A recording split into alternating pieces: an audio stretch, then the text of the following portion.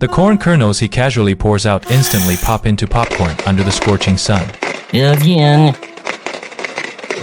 Again. Watching the robot play with pure delight, the man can't help but smile. But the very next second, his expression turns dead serious. A massive tornado, blotting out the sky, is barreling straight toward them. The story takes place in the near future.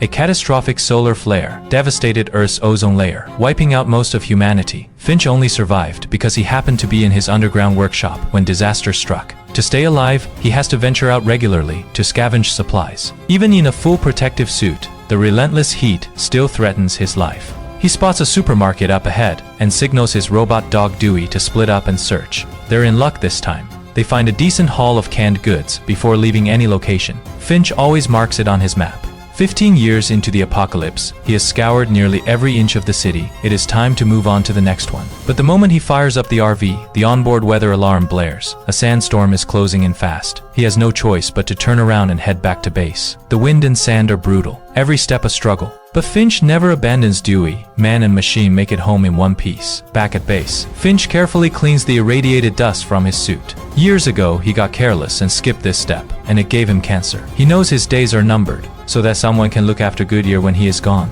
He has been building a humanoid robot, loaded with a complete database on pet care. The main body is nearly finished, but it is missing one thing: eyes. Finch glances over at the robot dog, then removes Dewey's optical sensors. Dewey hangs its head sadly. Finch promises he'll install new eyes for it someday. Beyond the classic 3 laws of robotics, Finch programs in one additional priority directive. Fourth directive.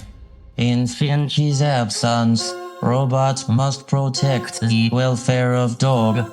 This directive supersedes all other directives. You hear that? When will you be absent?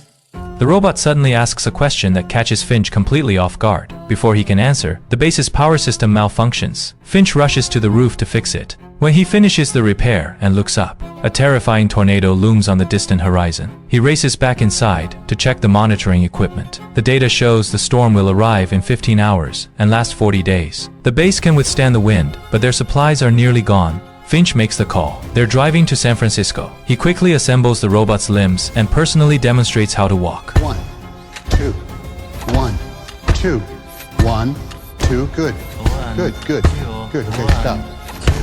The robot is a fast learner, mastering balance and stride in no time. Finch then starts packing supplies for the road. Dewey tries to help, but without eyes, it just crashes into everything. Remembering his promise, Finch removes a surveillance camera and mounts it on Dewey. The little family officially hits the road. The robot is fascinated by the outside world. Finch tells him about how beautiful Earth used to be before the disaster, his voice heavy with sorrow. They reach an abandoned town, and Finch takes Jeff inside to scavenge. Their target is a movie theater. The robot's incredible strength makes short work of the doors. While searching for supplies, Finch teaches Jeff various survival skills. Passing a mirror, Jeff stops in his tracks. It is the first time he has ever seen his own reflection. Luck isn't on their side this time. All they find is a bag of expired corn. Stepping outside, Finch looks up to see dark clouds churning on the horizon. A massive tornado is bearing down on them fast. No time to waste, he rushes back to the RV and floors it. But the vehicle can't outrun the storm. Weather alerts blare non-stop. Goodyear senses the danger too. In a desperate move, Finch and Jeff jump out together, grab steel stakes from the toolbox, and work as a team to anchor the RV with cables and stakes. The monitor warns again. The tornado is 30 seconds out. Goodyear barks frantically, worried about his owner. Driving the third stake, Finch's strength gives out and he nearly collapses. You should return to the recreational vehicle. Finch sprints back to the RV, leaving Jeff to finish the remaining anchors alone. He glances back. The storm is less than a kilometer away. Finch shuts Goodyear inside a cabinet, activates the window shields, then throws open the door and yells for Jeff to get in. Jeff stares at the tornado bearing down on them, ignores the call, and keeps working. Only when the wind hits his face does he finally bolt for the RV. The second the door shuts, the full fury of the storm slams into them. Finch grips the armrest with white knuckles, praying with everything he has got. But the cables on both sides snap under the force. Everything inside goes flying, and the impact nearly throws him from his seat. Then the rear cable gives way too. The 8-ton RV is ripped off the ground and tossed into the air, thrashing violently in the wind.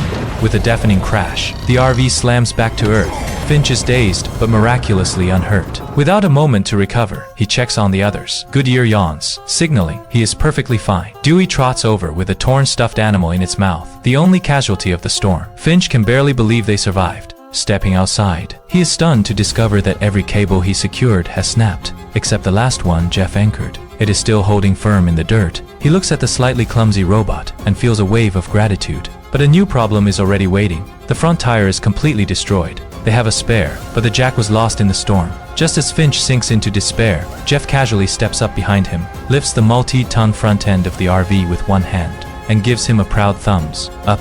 Finch is stunned and thrilled. He swaps the tire in record time, hits the gas, and they're back on the road. As they drive, a genuine smile crosses Finch's face. He built Jeff for one simple reason: to take care of Goodyear after he was gone. He never imagined Jeff would step up again and again to save them, or that the robot would develop something close to self-awareness, thinking independently, almost like a human. But with great intelligence comes complications. Hours later, the group pulls over at an abandoned roadside diner to rest. While Finch heads to the restroom, Jeff teaches himself to drive and takes the RV out into the open sunlight on his own. Finch hears the engine and rushes out of the diner. He is furious. He calls Jeff over and lays into him. With the ozone layer destroyed, UV radiation is lethal. Any living thing exposed to direct sunlight will suffer severe burns in a single second.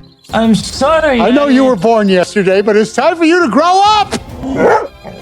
For the rest of the journey, Jeff stays curled up in the RV's bedroom, unresponsive no matter how much Finch tries to comfort him. Frustrated but tender-hearted, Finch drives to a remote, empty stretch of land and patiently teaches Jeff how to drive. Step by step, Jeff picks it up quickly, soon handling the RV smoothly, even playfully honking the horn with his head. Finch feels a warm sense of pride, but he has no idea that teaching Jeff to drive today will lead to serious trouble down the road. That night, they park to rest. Jeff is puzzled. If daylight is so dangerous, why not travel at night? Finch's expression turns somber. He explains that traveling after dark means risking encounters with other survivors. Human greed and cruelty are far more terrifying than any natural disaster. Jeff can't grasp this. He can process any theoretical knowledge, but he can't comprehend the good and evil in human nature. The next morning, frantic barking jolts Jeff awake. He rushes into the RV to find Finch on his knees, retching violently over the toilet. Jeff is worried sick, but doesn't know what to do. Finch comes clean. That radiation exposure years ago gave him cancer. Before he can finish, he collapses onto the bed, unconscious. Sometime later, Finch wakes from his blackout to find Jeff gone. He looks out the window and goes pale.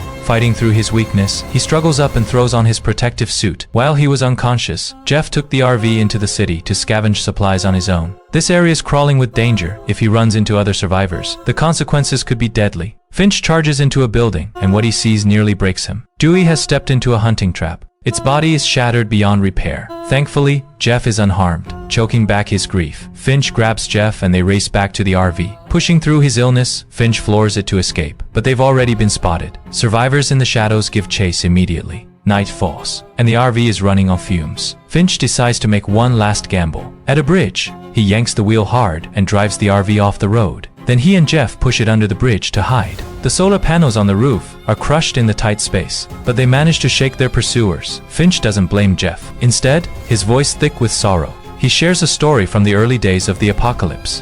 When the world first fell apart, he watched someone murder an innocent mother and daughter over half a bundle of noodles. After that day, Goodyear was the only living being he ever trusted again. The next morning, Finch's condition worsens and he can't get out of bed. Goodyear seems to sense his owner is fading and lies quietly by his side. Jeff takes the wheel alone, driving toward Finch's hometown, a place he hasn't seen in years. Along the way, a butterfly hits the windshield. Jeff has never seen anything like it and panics, waking Finch to ask what it is. Finch immediately tells him to stop the car. He opens the door and reaches out into the sunlight. No burning, no pain. He steps out of the RV without hesitation. Warm sunlight washes over his entire body for the first time in years. He tilts his head back and just stands there, soaking it in. Back inside, he changes into a clean suit, drives the RV to an open field, sets up an umbrella, and has one last picnic. He digs into the canned food with gusto. This meal tastes better than anything he can remember. When he is done, the sky turns golden with dusk. Finch pulls out a tennis ball and plays fetch with Goodyear. After a while, he hands the ball to Jeff, inviting him to join in. But no matter how far Jeff throws it, Goodyear only brings it back to Finch. Finch chuckles helplessly, then suddenly coughs up a mouthful of blood. His white suit is instantly stained red. Goodyear smells the blood and whimpers anxiously. Finch wraps his arms around Jeff, pats him gently on the shoulder, like an old friend. After a brief embrace, Finch walks into the RV alone, with Goodyear by his side, quietly waiting for the end. Jeff doesn't follow. He stays outside, silently packing up their things. Night falls. A single mournful howl from Goodyear pierces the darkness. Finch is gone. Following Finch's final wishes, Jeff and Goodyear continue the journey at dawn. After days of travel, they finally reach San Francisco, Finch's hometown. Jeff buries him beneath a bridge, then stands on top of it with Goodyear, gazing out in silence for a long time. Finch only ever asked Jeff to protect Goodyear. He never said where they should go next. Looking into Goodyear's trusting eyes, Jeff is lost. He leaves the family photo behind at the site, then takes Goodyear by the leash and steps forward into the unknown once more.